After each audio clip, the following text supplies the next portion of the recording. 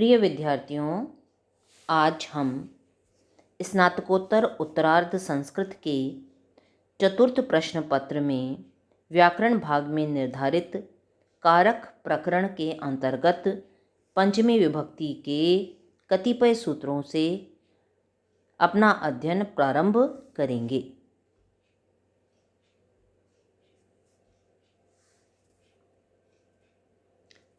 आज जिस सूत्र से हमें अध्ययन प्रारंभ करना है वह है आपका पराजेर सोडः। तोड़ेंगे तो पराजेह असोडः। क्या अर्थ है इसका?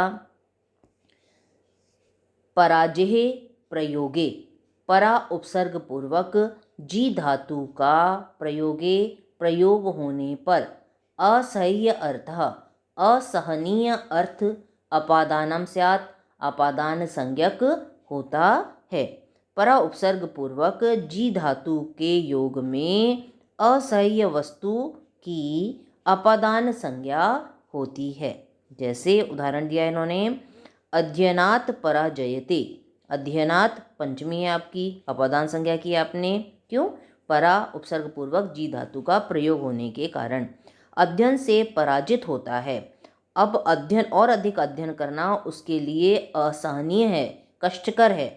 तो यहाँ परा उपसर्ग पूर्वक जी धातु का प्रयोग होने के कारण असह्य अर्थ अध्ययन की उपर्युक्त सूत्र से अपादान संज्ञा होगी, और अपादान संज्ञा हो जाने पर अपादाने पंचमी से उसमें पंचमी विभक्ति का प्रयोग किया गया है। आगे कहते हैं वो, असोडः किम, असहनीय पदार्थ की ही अपादान संज्ञा होती है, अन्य की नहीं।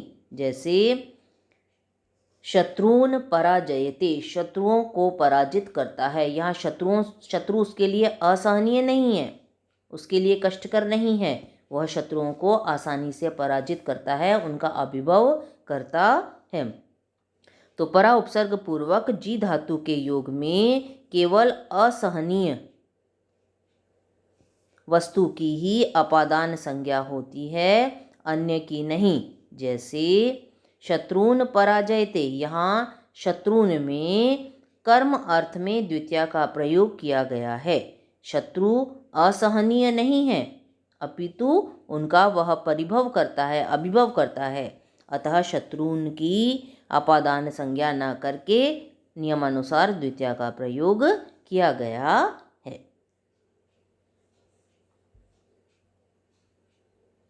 अगला सूत्र है आपका वारणार्थानाम ईप्सितः। तोड़ेंगे तो वारण अर्थानाम ईप्सितः। अब क्या कह रहे हैं आप? वृत्ति देखिए इसकी, प्रवृत्ति विघातः, प्रवृत्ति से विघात, जिस कार्य में लगा हुआ है उस कार्य से रोकना वारणम, वारण कहलाता है। वारण का अर्थ है प्रवृत्ति से विघात, अर्थात किसी कार्य में लगे हुए व्यक्ति को रोकना। वारण अर्थानाम धातुनाम प्रयोगे, वारण अर्थ वाली धातुओं का प्रयोग होने पर ईप्सितः, ईप्सित वस्तु की अर्थात जिससे हटाना चाहता है उस वस्तु की अपादानम स्यात्, अपादान संज्ञा होती है। वारण का अर्थ है प्रवृत्ति का विघात, अर्थात किसी कार्य में लगे हुए को रोकना।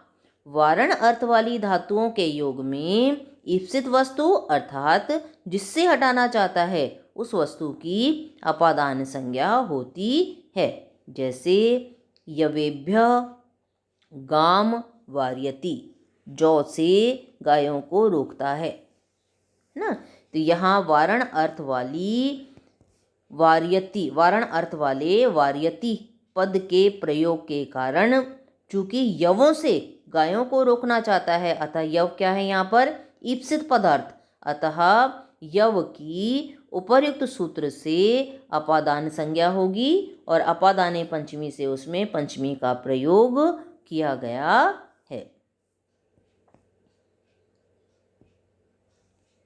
क्लियर है? अब ये कहते हैं ईप्सितः किम, जिससे हटाना चाहता है केवल उसी पदार्थ की अपादान संज्ञा होती है, अन्य पदार्थ की नहीं। ईप्सितः किम, ईप्सित क्यों कहा?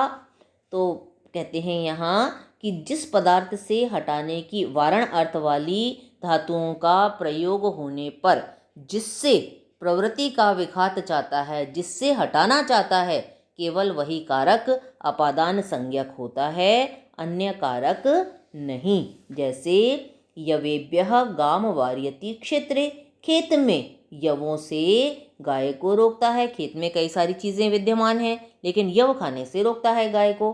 तो यहाँ वारयति धातु का प्रयोग होने के कारण ईप्सित पदार्थ यव की ही उपर्युक्त सूत्र से अपादान संज्ञा होगी, क्षेत्र की नहीं, क्योंकि क्षेत्र खेत से नहीं हटा रहा है, वो क्षेत्र ईप्सित पदार्थ नहीं है वारण का। अतः क्षेत्र में नियमानुसार अधिकरण अर्थ में सप्तमी का प्रयोग होगा, अपादान संज्ञा होकर पंचमी का नहीं। स्पष्ट है। अब अगला सूत्र है आपका आख्यातोपयोगी। तोड़ेंगे तो आख्याता उपयोगी। उपयोग का क्या रूढ़ अर्थ बता रहे हैं यहाँ पर?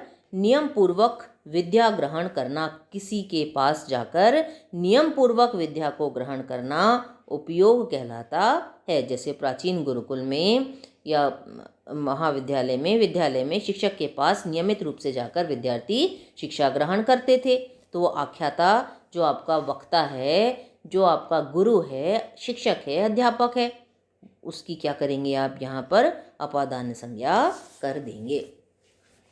वृद्धि देखिए, नियम पूर्वक विद्या स्वीकारे, नियम पूर्वक विद्या ग्रहण करने पर वक्ता बोलने वाला, विद्या देने वाला व्यक्ति प्राक संज्ञा स्यात् पूर्ववर्ती संज्ञा वाला अर्थात अपादान संज्ञक होता है।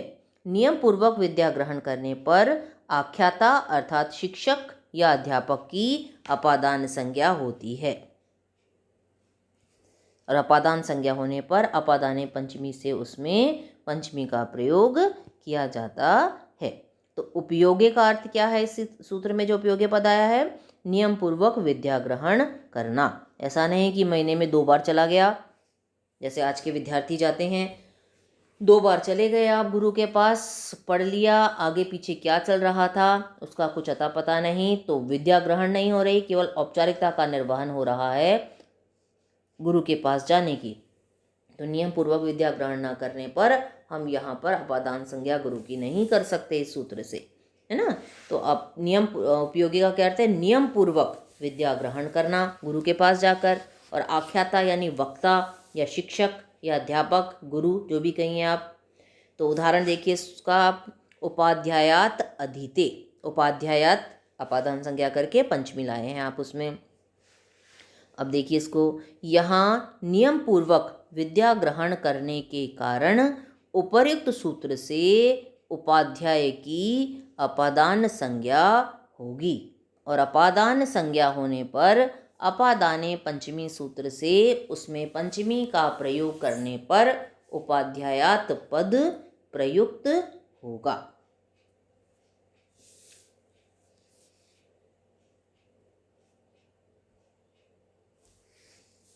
फिर आगे कहते हैं, ये इसी में वृत्ति में कहते हैं, उपयोगे किम, उपयोगे अर्थात नियम पूर्वक विद्या ग्रहण करने पर ही आख्याता की, वक्ता की अपादान संज्ञा होती है, अन्यथा नहीं।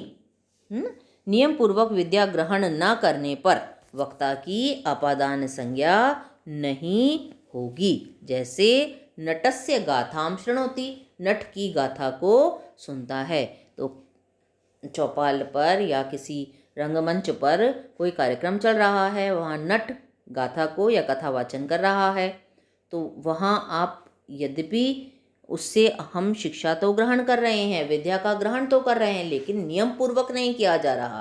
अतः नटस्य जो पद आया है आपका, षष्ठी आई है जिसमें, उसमें उसकी आप इस सूत्र से अपादान संज्ञा नहीं करेंगे, अतः उसमें पंचमी का प्रयोग नहीं होगा। नियमानुसार उसमें षष्ठी का प्रयोग करने पर नटस्य पद प्रयुक्त होगा।